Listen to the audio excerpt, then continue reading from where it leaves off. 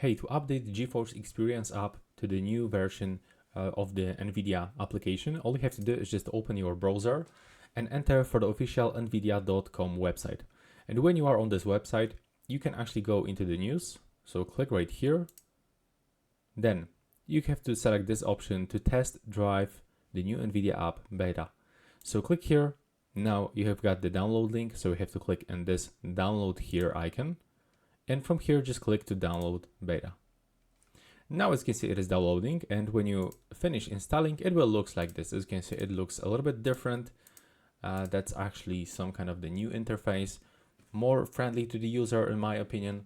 I was using the GeForce Experience. Now I'm using for a few hours the NVIDIA application, and it looks, in my opinion, better.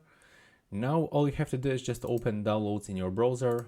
So that's how it looks in my case. You have to open this file, click yes if you got this notification, and that's how the installation looks. Let me just show you one more time. Okay, it actually disappeared, but all you have to do right now to install the new NVIDIA app, you will have to just follow on-screen instructions and simply install it. Now I'm gonna try to close it because I already have this application. And yeah, that's how it looks right now. Please subscribe to my channel and see you in the next one.